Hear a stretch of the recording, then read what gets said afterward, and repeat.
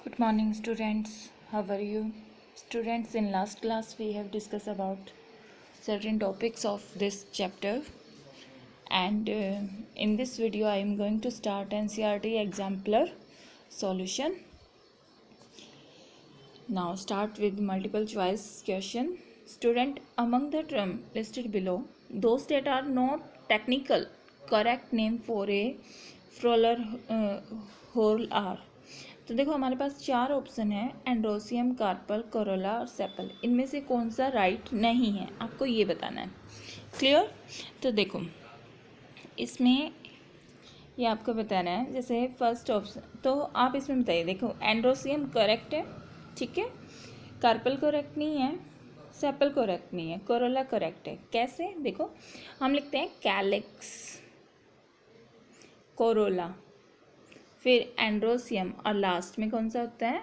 Gynoecium. Clear बच्चों? तो C option हो जाएगा आपका, जैसे कि आपका सेकंड कार्पल और sepal is not correct form. हो गया। नेक्स्ट हम करते हैं, embryo sac is to ovule as blank is to an anther. तो कह रहे हैं एम्ब्रॉय सैक कहाँ पे प्रेजेंट है? इज टू ओव्यूल एज, जैसे एम्ब्रॉय सैक के अंदर ओव्यूल इम्पोर्टेंट है तो एंथर के लिए क्या इम्पोर्टेंट है? स्टेमन नहीं हो सकता, फिलामेंट नहीं हो सकता, ये तो एंड्रोसियम के पार्ट है। एंड्रोसियम इसका नाम है और पोलन ग्रेन ये मेल गैमेट है। Ovule is also male gamete. तो इसी तरह से एंथर में pollen grain is the male gamete. ठीक है। Next, in A typical complex bisexual hypogynous flower are arranged of floral hole on the thalamus। Thalamus क्या होता है? जो नीचे वाला पॉइंट है जहाँ से ये सारे पार्ट्स अराइज होते हैं। From the outermost to the innermost. तो आपको किस सीक्वेंस में चलना है? ये कह रहा है outer most to innermost. तो सबसे बाहर कौन सा होता है आपका? कैलिक्स, फिर क्या होता है? कोरोला, फिर एंड्रोसियम और फिर गाइनोसियम। ये वाला सीक्वेंस है। तो ये वाला सीक्वेंस आप देख लो कौन से ऑप्शन में, ये फर्स्ट ऑप्शन में ही दे रखा है इन्होंने। ठीक है। अब इसके बाद आता है हमारा, a dicotyledons plant bear flower but never produce fruit and seed. The most probable causes for the above situation is. तो आप इसको क्या बोलोगे? तो ये कह रहा है plant is dioecious and bear only staminate flower. तो इस कंडीशन में आपका क्या हो जाएगा कि सिर्फ वो फ्लावर प्रोड्यूस कर रहा है, ठीक है, लेकिन वो फ्रूट और सीड प्रोड्यूस नहीं कर रहा। तो फ्रूट और सीड प्रोड्यूस करने का काम किसका होता है? मेल पार्ट का। तो आप ये नहीं कह सकते कि वो वाला पार्ट कैसा है? प्लांट क्या है? डायोसियस है, और डायोसियस में ओनली स्टैमिनेट फ्लावर वो प्रोड्यूस कर रहा है। ठीक है। जैसे epistillate flower can pollinate from pollen grain from anther flower, hence option A is incorrect। Sorry ये वाला नहीं, ये आ जाएगा dioecious ampere only staminate flower. ठीक है। A dioecious flower can show self और cross pollination, hence can be transfer into fruit. So option D क्या हो जाएगा आपका? करेक्ट हो जाएगा। नेक्स्ट है, outer most and inner most layer of microsporangium in an anther are respectively. हमने कल भी किया था, एपिडर्मिक्स बाहर वाली लेयर होती है और अंदर वाली टेपिटम, फिर एंडोथियम आती है और फिर मिडल लेयर, फिर लास्ट में टेपिथियम। तो लास्ट ऑप्शन हो गया epidermis and tapetum. During microsporangium sporogenesis meiosis occur in. Meiosis कहाँ होती है? मियोसिस होती है माइक्रोस्पोर मदर सेल में। कॉमन सी बात है, MMC में। ठीक है। Microspore mother cell undergo meiosis, और वो फिर मियोसिस करने के बाद वो हैप्लॉइड पोलन ग्रेन बनाती है। क्लियर बच्चों? From among the set of term given below identify those that are associated with the gynoecium. Gynoecium के पार्ट्स कौन कौन से हैं जो उसके साथ? देखो स्टिग्मा है, ठीक है, ओव्यूल है, एम्ब्रॉय सैक है, प्लासेंटा है। ठीक है। ये देखो जैसे इस वाले बी वाला क्यों करेक्ट नहीं है? इसमें थैलेमस पार्ट आ गया, ये दिस इज नॉट राइट। और ओव्यूल, ओवरी, एम्ब्रॉय, टैपेटम आ गया। टैपेटम मेल वाले पार्ट में होता है, माइक्रोस्पोरेंजियम में। स्टेमन आ गया। स्टेमन क्या है, फीमेल मेल वाला पार्ट है, तो ये ए वाले ऑप्शन में सिर्फ फीमेल वाले पार्ट है। ठीक है, और अब आगे, starting from the innermost part the correct sequence of part in an ovule are. तो कह रहे हैं कौन सा innermost part, correct sequence of part in an ovule are. Correct sequence बताना है। तो देखो, एग, एम्ब्रॉय सैक, न्यूसेलस और इंटेगुमेंट, ये इसका बेटा करेक्ट सीक्वेंस है। सबसे पहले एग, फिर एम्ब्रॉय सैक, फिर न्यूसेलस और लास्ट में इंटेगुमेंट होते हैं। From the statement given below choose the option that are the true atypical female gametophyte. इसमें क्या होता है, it is 8 nucleated and 7 celled. ठीक है, बहुत बार बता चुकी है ये वाला मैं। It is an egg apparatus situated eight the chalaza and. Chalaza and, अच्छा ये वाले ऑप्शन का और भी था, 4 ऑप्शन थे और इनमें से ये बताना है कि कौन सा राइट है। ओके, सेकेंड में क्या कह रहे हैं, free nuclear during the development, ये भी ठीक है।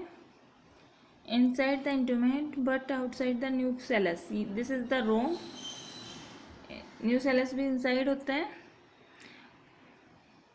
और egg apparatus situated at chalaza end, no, ये भी रोंग है।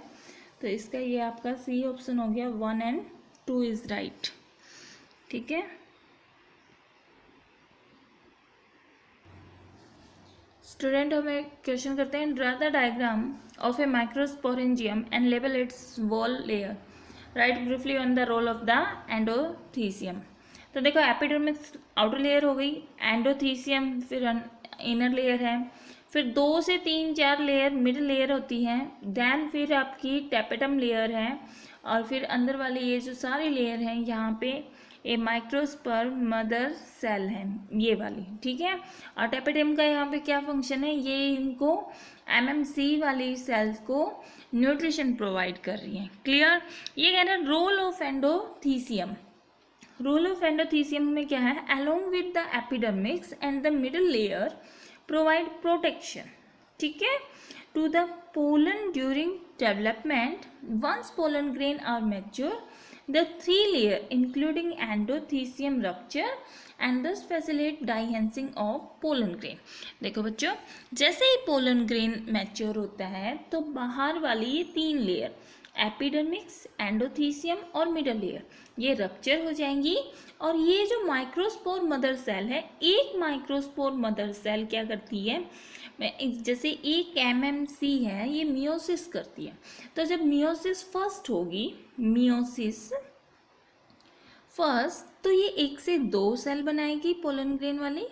ठीक है, और फिर दोबारा ये मियोसिस फर्स्ट हुई, जब मियोसिस सेकंड होगी तो इन सेल से फर्दर 2 सेल और बन जाएंगी और वो फाइनल प्रोडक्ट होगा। तो हम कह सकते हैं कि एक एमएमसी 4 पोलन ग्रेन को प्रोड्यूस करता है। ठीक है, clear, okay. Now next question, with a neat label diagram describe the part of the mature angiosperm embryo sac, mention the role of synergid। देखो, ये सबसे पहले एक डायग्रामेटिक फॉर्म बनाई है, ये हमारा जो है ये एम्ब्रॉय सैक है। ठीक है, इसके अंदर क्या है, स्टार्टिंग में ये चलाजा एंड की तरफ 3 एंटीपोडल सेल हैं, there are 3 antipodal cell, and at the micropylar end there are the 2 synergid cell, ये 2 synergid cell है, और दिस वन एक एग सेल है, और सेंटर के अंदर ये सेंट्रल सेल, ये सारी है जो ये वाला पार्ट आपको नज़र आ रहा है, और ये polar nuclei are present, this ये पोलर न्यूक्लियाई है जिसका स्ट्रक्चर इस तरह से है। ठीक है, तो ये हो गई पोलर न्यूक्लियाई। और देखो, न्यूक्लियस का जो प्लूरल फॉर्म होता है वो न्यूक्लियाई होता है, तो इसका मतलब है कि यहाँ एक से ज़्यादा न्यूक्लियस प्रेजेंट है। तो ये एक पोलर सेल और यहाँ पे ये 2 न्यूक्लियस प्रेजेंट है, ये इस वाले पार्ट में। क्लियर बच्चों? तो यहाँ पे हम लास्ट में ये कह सकते हैं कि structure of mature embryo sac में क्या है, 7 सेल स्ट्रक्चर है, 8 न्यूक्लियाई है, ठीक है। और in the end near the micropylar, and में ऑपोजिट एंड, देखो ये माइक्रोपाइलर एंड है, इसका ऑपोजिट क्या होगा, चला एंड होगा, ठीक है। Egg apparatus the is composed of the two synergid and an egg. There are the specialized thickening at the micropylar end of the synergid and this thickening called the filiform apparatus. जो ये इस तरह से ये finger like ये structure बना हुआ है यहाँ पे synergid सेल को, इसको बोलते हैं filiform apparatus, ठीक है। फंक्शन ऑफ synergid, ये क्या कह रहा है, the synergid provide a channel to pollen tube to enter through the filiform apparatus. जब पोलन ट्यूब जर्मिनेट होती है तो वो फिलीफॉर्म के थ्रू बॉडी के अंदर इसके बॉडी में एंटर करती है। Polar nuclei, 2 nuclei enclosed in the central cell are called the polar nuclei. Clear? Antipodal, there are the 3 cell at the chalaza end, जिस कॉम्प्लेक्स को हम क्या बोलेंगे, antipodal cell. Clear student? Now this question, what are the possible type of pollination in Chesmogamous flower? Give reason. Chesmogamous flower, these are open flower in which stigma and anther are exposed होंगे and flower are similar to other species. Possible type of pollinator in Chesmogamous flower as follow. तो first Getinogamy, second Genogamy. तो जेटिनोगैमी में क्या होता है, the situation is in which pollen grain from the same plant होगा लेकिन different flower होंगे। Reach the stigma is called the geitonogamy, मतलब एक ही ये आपका प्लांट है लेकिन इसके अंदर अलग अलग फ्लावर्स हैं, तो इस वाले का स्टिग्मा, ये पोलन ग्रेन यहाँ ट्रांसफ़र हो रहा है, तो ये इस फॉर्म को इन्होंने क्या बोल दिया, जेटिनोगैमी बोल दिया। This is similar to autogamy because the zygote get gene pool from the same plant. Autogamy की तरह ही सेम होती है क्योंकि ऑटोगैमी में तो क्या होता है, सेम फ्लावर होता है, सेम प्लांट होता है। क्लियर? लेकिन जेनोगैमी क्या होता है, the situation in which pollen grain form a different plant, अलग प्लांट है, reach is the stigma is called xenogamy. अगर डिफरेंट प्लांट होगा तो ऑब्वियसली बात है डिफरेंट फ्लावर भी होगा। This can be termed as the true cross pollination because the zygote get the gene pool from 2 different plant. तो ये cross pollination का एक एग्जाम्पल हो गया क्योंकि डिफरेंट फ्लावर में डिफरेंट प्लांट में जब इनका कम्बिनेशन होगा तो डिफरेंट जीन पूल बनेगा। Clear? Now next question, the generative cell of the 2 pollen divided into pollen tube but not in the 3 cell pollen, लेकिन हम उसको 3 सेल पोलन नहीं कहते। कैसे? इन्हें 3 सेल पोलन में क्या होगा, one of cell is vegetative होगी और उसका कोई रोल नहीं होगा फर्टिलाइजेशन में। Remaining 2 cell are the male gamete, they are actual participant in the fertilisation. Hence inside the pollen tube the generative cell divided later than the vegetative cell. कि इसमें इन्होंने क्या कहा है कि जैसे जो ये स्ट्रक्चर है ये, तो यहाँ पे ये लार्ज वाली वेजिटेटिव सेल होगी और ये जनरेटिव सेल है, तो वेजिटेटिव सेल का तो फर्टिलाइजेशन में कोई रोल ही नहीं है, ये सिर्फ इसकी प्रोडक्शन, इसका न्यूट्रिशन ये सब प्रोवाइड करती है। लेकिन ये जनरेटिव सेल यहाँ पे मियोसिस करती है और ये क्या करती है, 2 मेल गैमेट बना देती है जिनका पार्टिसिपेंट होता है, एक तो फर्टिलाइजेशन करता है वो एग के साथ और दूसरा पोलर न्यूक्लियाई के साथ फ्यूजन होकर क्या बनाता है, एंडोस्पर्म। और जो एग के साथ फर्टिलाइजेशन होगा वहाँ पे क्या बनेगा, जाइगोट। तो ये डबल फर्टिलाइजेशन में इन्वॉल्व करती है। Clear student? Now next question, are the parthenocarpy and apomixis different phenomena, discuss their benefits. तो यहाँ पे पार्थिनो और एपिमेक्सी का फिनोमिना देखते हैं। Yes, they are different.